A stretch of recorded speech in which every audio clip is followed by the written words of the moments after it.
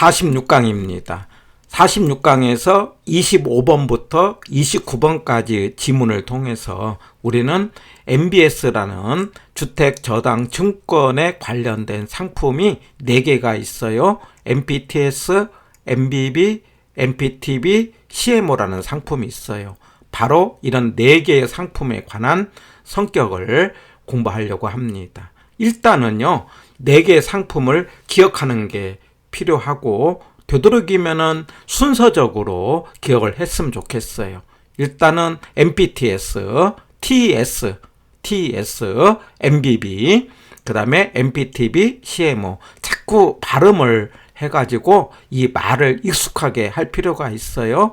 그때 MBS는 우리말로 주택, 저당, 증권 이렇게 이야기했어요. 제가 증권은 주식과 채권이다 이렇게 하자고 그랬어요. 그럴 때 상품이 4개가 있는데 MPTS 그러면은요 우리말로 이체증권 이렇게 기억합니다. TS 그러면은요 T가 패스요, 패스. P가 패스고요. 그 다음에 S가 증권인데 이거 주식형 상품이에요. 주식형 상품이고, 그 다음에 MBB 그러면 B가 본드 해갖고 채권이에요. 우리말로는 담보부 채권 기억합니다. 특히 MBB는 우리말로 끝에 있는 3개 담보부 채권 이렇게 해갖고 이거는 채권형이에요. 기본적으로 주식형은 뭐가 됩니까? 수익이 많은 만큼 위험도 크다 이런 성격을 갖고 있죠. 채권형은 주식보다는 상대적으로 수익이 낮은 만큼 위험도 낮다 이렇게 볼 수가 있어요. 그래서 두 가지의 성격을 합치는 것으로 이 MPTB와 CMO는 혼합형이에요. 그래서 MPTB 그러면 끝에 이체 채권 이렇게 기억을 하고요. CMO 그러면 다계층 증권 이렇게 번역합니다. 다계층 증권이라고도 하기도 하고 또는 다계층 채권 이렇게 발행합니다. 현재 채권형으로 팔고 있기 때문에 다계층 증권, 다계층 채권 이럽니다. 자, 이럴 때 MBS라는 것은 M이라는 것을 가지고 S를 만든다. M이라는 건 모기지 대출 채권이라고 하자고 그랬죠. 그걸 가지고 S라는 건 증권인데 증권 그러니까 그 주식과 채권이어서 MPTS는 주식형으로 그 다음에 MBB는 채권형으로 그 다음에 MPTB와 CMO는 혼합형으로 상품을 만들었다. 이렇게 이해합니다. 그러면은 기본적으로 주식형은 수익도 크고 위험도 크다는 거죠. 그 이야기는 모든 책임을 투자자가 지었다라는 거예요. 여기서 M이라는 권리를 모기지 대출 채권을 둘로 구분을 합니다. 제가 하나는 저당권이라고 해요. 이 저당권 그러면 증권의 소유권 이렇게도 나오고요. 제가 저당권 그러면은 뭐라고 이해하는 거니 대출을 해줬을 때 대출을 해준 쪽에서 채권자가 가진 권리예요. 그래서 이건 그 저당을 했기 때문에 저당을 잡힌 목적은요. 돈을 빌려줬을 때 돈을 못 받을 때의 권리입니다. 그래서 저당권은 경매 신청권 이렇게 이해를 하시면 돼요. 다시 저당권을 뭐라고 이해하자? 경매 신청권이다. 자, 제가 뭐라고 했냐면은 M이라는 권리가 생긴 것은 1차에서 돈을 빌려간 사람이 예를 들면 앞에 45강에서 1억을 빌렸다. 그리고 매달 50만 원씩 갚는다. 이렇게 제가 전제를 했어요. 그런데 빌려간 사람이 매달 50만 원씩을 갚아야 되는데 얼마 동안 갚다가 갚지를 못합니다. 그러면 어떤 일이 일어납니까? 그러면 경매가 들어가죠. 그런데 돈을 못 갚는다고 해서 그냥 자동적으로 경매가 들어가는 거냐? 그렇지 않죠. 누군가가 경매를 신청을 해야 된다 이 말이에요. 그때에 누가 신청할 거냐? 보통 제가 물어보면 은행이 한다고 하니 은행은 아니죠. 이미 권리를 팔았기 때문에 은행은 아무런 권리가 없어요. 바로 저당권을 가진 사람이 신청을 한다. 그럴 때 MPTS는 저당권을 투자자가 가졌어요.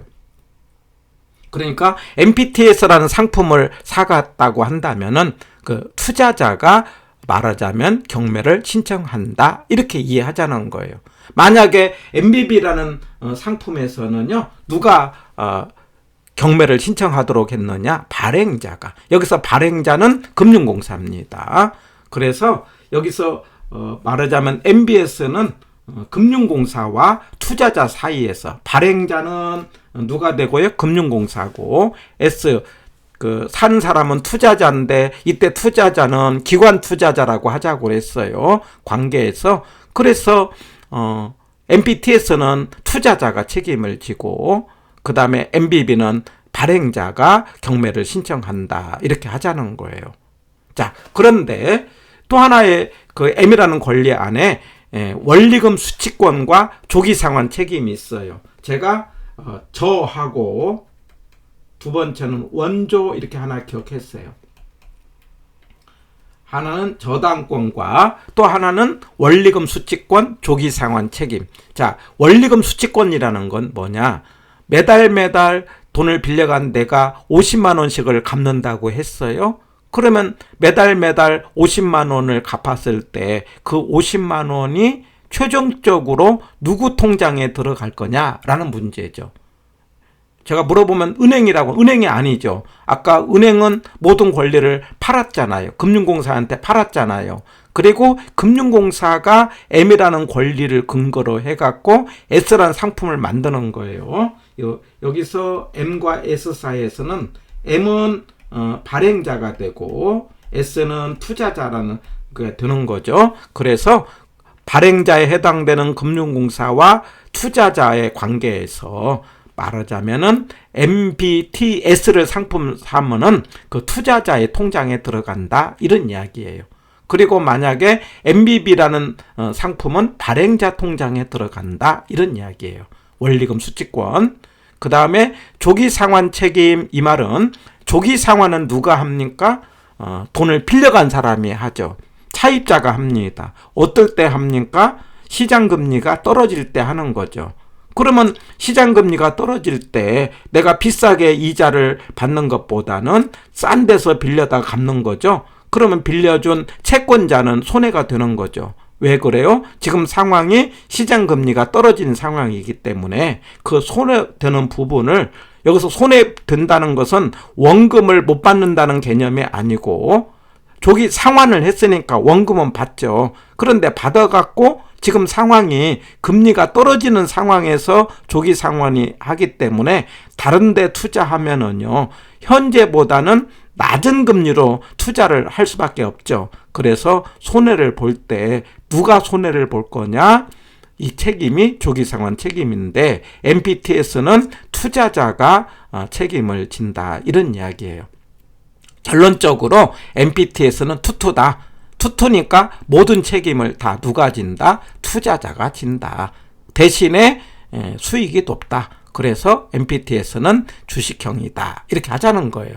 그런데 MBB는 발발이다. 모든 책임을 누가 진다? 발행자가 진다. 발행자가 지니까 금융공사가 지기 때문에 상대적으로 투자자는 위험이 없다. 그러니까 안정적이어서 상대적으로 수익률이 낮다. 채권형이다. 하자는 거예요. 네. 그리고 MPTB CMO는 두 개의 그 권리를 나눠 갔잖아요. 앞에 저당권은 발행자, 뒤에 원조, 원리금 수취권과 조기상환은 투자자. 그래서 나눠 가는 거니까 혼합형이다. 이렇게. 그래서 투투는 MPTS. 예, TS 해갖고 2S 이렇게 복수잖아요.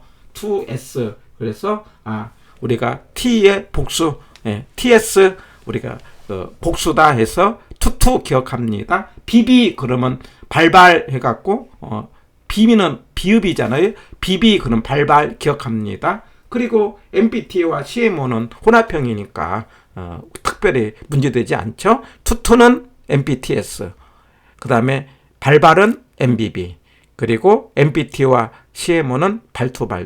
앞에 건 저당권이라는 건 우리가 증권의 소유권이라고 나오기도 하고 경매 신청권으로 이해를 하고 원조 뒤에는 원조다 이렇게 기억을 해가지고 상품을 기억을 하면 되는데 그래서 28번에 뭐라고 있는 거니 MPTB는 혼합형이다. 그리고 CMO는요 MPTB를 여러 계층으로 나누어요. 여러 계층으로 나누어서 그래서 서로 이제 위험을 이렇게 조금 완화시키는 겁니다. 현실적으로 CMO가 우리나라에서 주로 발행하고 있는 것은 CMO 형태로 발행을 하고 있다. 이렇게 이해합니다. 그래서 MPTB와 CMO는 혼합형이다. 기억하시면 돼요. 자, 정리합니다. MPTS 투투, 그 다음에 MBB 발발, MPTB CMO, MPTB와 CMO는 발투다. 앞에 거는 저, 뒤에는 원조다. 이렇게 기억하고요. 그 다음에 이제 두 개 용어를 하나 생각해 볼 수가 있는데 이 콜방어라는 말하고 그 다음에 초과담보라는 말. 그래서 우리가 콜 그러면은 발행자가 우리 지난번에 제가 이제 신종 자본증권을 이야기하면서 콜 옵션 이런 말을 한 적이 있어요. 콜 그러면 산다 이런 뜻이에요. 풋 그러면 판다 이런 것인데 그 권리를 채권을 내가 이제 사관상에서 산다는 개념은 돈을 갚는다 이런 개념이에요. 이제 무슨 말이냐면은 미리 갚을 때 아까 조기 상환이라는 게 주로 생긴다고 그랬죠. 말하자면 어떨 때 조기 상환입니까?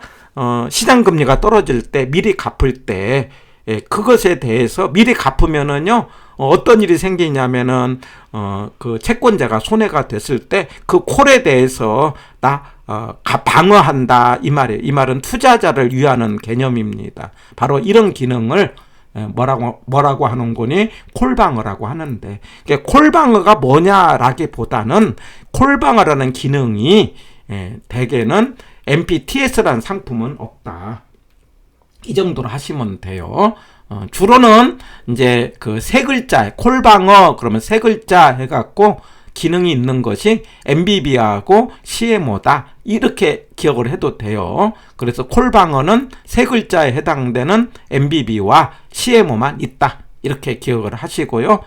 MPTS는 이런 기능이 없고요. 그 다음에 초과담보라는 것은 우리가 대출을 해줄 때 그 여분이라고 했죠. 그러니까 초과담보라는 것은 여분이니까 대출을 할 때 채권에만 있는 말이에요. 그러면 MPTS는 주식형이라고 했잖아요. 그러니까 초과담보라는 게 없어요.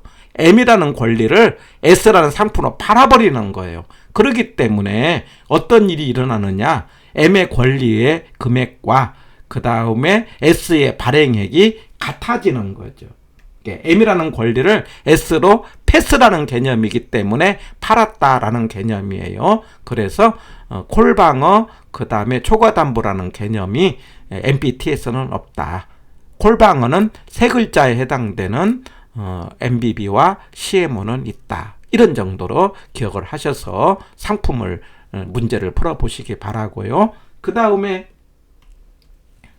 ABS와 ABCP 그래서 PF 대출 채권을 우리가 이제 ABS로 할 때는 아까 근거 법률이 자산 유동화에 관한 법률에 근거를 두고 아까 계양 신발 이렇게 하자고 그랬죠.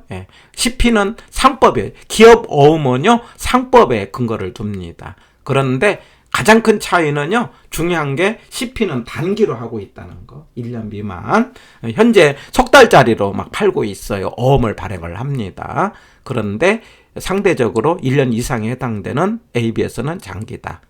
그리고 ABS는 등록을 한다고 그랬죠? 그런데 CP는 미등록이에요. 그리고 상대적으로 절차가 간단해요. 왜 그러냐면은 ABS를 할 때는 유동화 할 때마다 매번 SPC를 설립을 해야 돼요. 유동화 회사는 유한회사라고 그랬죠? 그게 절차가 조금 번거롭죠. 그런데 CP로 할 때는요, 한 번만 설립해가지고 반복적으로 유동화 증권을 발행할 수 있어요. 그래서 현실적으로 CP 발행이 더 금액이 많습니다. 해서 ABS와 ABCP를 이렇게 구분해서 기억을 하시면 도움이 되겠습니다. 그 다음에 이제 한국주택금융공사에서 하는 역할은 한국주택금융공사 법에서 제공하고 있는데 이제 유동화한다 이 말이에요. MBS. 그럼 채권을 보유하기도 하고요. 지급 보증도 하고요. 그다음에 이제 보금자리 론 그러면 대출이죠. 그 집 살 때 대출해 주는 게 보금자리고요. 그다음에 연금을 제공하기도 하고 있어요. 근데 연금은요. 주택연금, 주택을 담보로 노후에 생활자금 주는 거죠. 그런데 농지연금도 있어요. 농지를 담보로 생활자금 주는 걸 농지연금 있어요. 그런데 산지연금은 없어요. 산을 담보로 연금 주는 건 없다. 그래서 주택연금과 농지연금은 있다. 근데 주택연금은 이제 55세 이상, 말하자면은 이제 부부 중 하나가 55세 이상이죠. 주택은 9억 이하죠. 다주택자도 가능한데 여기서 이게 다 합쳐서 9억 미만이어야 되겠고요. 물론 공시가격입니다. 그 다음에 다주택자는 2주택자라도 하나를 3년 이내에 팔아야 된다는 것. 그 다음에 상가주택, 우리가 흔히 말하는 이제 주상복합주택도 가능한데 전제가 있죠. 주거용으로 쓰고 있는 주택이 2분의 1, 주거 면적이 2분의 1이 넘어야 된다는 것. 이런 단서가 들어갑니다. 자, 그리고 돈을 줄 때 종신 지급 똑같이 주는 거, 확정 기간을 정해놓고 주는 것. 그 다음에 대출 상환, 목돈을 주는 형태, 우대 방식 이런 형태로 하는데 참고로 확정 기간 방식에서는요. 말하자면 노인복지주택은 제외 이런 말도 있어요. 참고로 하나 기억합니다. 확정 기간 방식에서는 무슨 주택은 대상이 아니다. 노인복지주택. 물론 종신지급에는 노인복지주택도 대상이 되는 거예요. 이런 점이 조금 차이가 난다는 점 기억하시면서 이번 시간에는 상품의 종류를 구분을 해봤습니다. 11번입니다. 투자회사와 조인트벤처는 지분금융에 해당된다. 맞죠? 예. 투자회사 신탁이라고 했어요. 신탁은 배당받는 거기 때문에 지분이지만 신탁금융은 그 펀드 통장 맡기고 대출 받는 거니까 부채금융이다 이렇게 이야기했고, 조인트 벤처와 신디케이트가 있는데 이제 우리가 결합을 해서 회사를 할 때 다수의 소액 투자자와 모집하는 것은 신디케이트고 소수의 고액 투자자로 이루어진 게 조인트 벤처인데 둘 다 배당이니까 지분형이죠. 2번 원리금 균등은죠. 후기로 갈수록 원금 몫은 커진다. 맞죠? 예. 얼만큼 커진다? 이자만큼 커진다. 이렇게 하는 거죠. 예. 3번 주택 노후연금 개시 시점에 소유권이 연금 지급기관으로 이전된다. 이게 틀렸네요. 예. 그래서 이전되는 게 아니죠. 예. 소유권 갖고 있으면서 나중에 이제 어르신이 돌아가실 때 나중에 사망 후에 청산을 받는 거죠. 그래서 소유권은 유지한 채 연금을 받고 있습니다. 3번이 X. 예. 그 다음에 4번 MBB입니다. MBB는 발발이죠. 모든 책임을 다 누가 지는 거예요? 발행자가 지는 겁니다. 그러면 발행자가 진다는 것은 대출 채권의 차입자가 돈을 못 갚았어요? 돈을 안 갚았어요? 그러면 누가 책임집니까? 발행자가 책임진다는 것은 그 돈을 투자자에게 이전을 한다. 예, 그런 이야기예요. 그래서 4번은 맞는 거예요. 다시요. MBB는 발발이고 모든 책임을 다 누가 지는 거다? 발행자가 지는 거니까 설령 돈을 빌려간 쪽에서 돈을 못 갚은다 하더라도 그 못 갚은 돈에 대해서 우리가 매달 주어야 될 돈은 투자자에게 이전을 하는 거죠. 맞습니다. 5번 CMO입니다. CMO. 그래서 여러 계층이에요. 그래갖고 이걸 트렌치라고 표현을 하기도 합니다. 예, 그래갖고 상환 우선순위가 만기가 다른 다양한 MBS를 발행을 한다. 맞습니다. 해서 11번의 정답은 3번이 되겠네요. 12번입니다. 틀린 것. MBTS 투투죠, 투투. 예, 투투니까 무슨 형이다? 지분형이다. 맞습니다. 예. 그 다음에 MPTV 순서로 기억합니다. MPTS, MBB, MPTV, CMO, TS, BB, TV입니다. 그러면 이거 뭐가 돼요? TV니까 발투죠, 발투. 발투인데 앞에가 저고요. 뒤에가 원조라고 하자고 그랬어요. 저가 뭐라고 했죠? 저당권인데 경매 신청권이죠? 경매 신청권이라는 건 어떨 때 생깁니까? 차입자가 돈을 못 갚을 때. 말하자면 채무불이행. 채무불이행과 관련된 게 저당권이고 저당권은 발행자죠. 그래 뭐 원조는요. 조기상환 위험은 누굽니까? 투자자죠. 바꿔놨죠. 해갖고 틀린 것은 조기상환은 투자자고 채무불이행은 발행자니까 2번이 틀렸다. 2번이 바꿔졌다는 것. 그 다음에 3번 MBB 발발이죠. 모든 책임을 발행자가 지는 거죠. 채권인이죠. 초과담보가 필요하다. 가장 안정적이죠. 가장 안정적이라는 건 여분이 가장 많다. 초과담보가 필요하다. 맞죠? 없는 것 MPTS라고 했죠. MPTS는 주식형이니까 팔아버렸기 때문에 대출이라는 개념이 안 들어가서 초과담보라는 말이 없다. 이렇게요. 그 다음에 4번 CMO 여러 계층이 다양한 계층으로 트렌치라고도 발음을 합니다. 구성된 증권이다. 맞습니다. 그 다음에 이걸 현재 우리나라는 누가 하고 있다? 한국주택금융공사 HF죠. 그래서 맞습니다. 그러니까 우리 토지주택공사가 아니에요. 금융공사입니다. 금융공사 기억하시고 12번의 정답은 2번. 투투 그러면 MPTS, 발발 그러면 MBB, 발투 그러면 MPTV, 또 발투 그러면 CMO. 앞에는 저, 뒤에는 원조. 저당권은 경매 신청권. 채무불이행 이렇게 이해하고 원리금 수취권 조기상환 콜방어 세 글자 이렇게 기억하시고 그 다음에 초과담보라는 말은 MPTS는 없다 이렇게 기억하시면은 상품에 관한 문제는 다 정리할 수 있겠네요.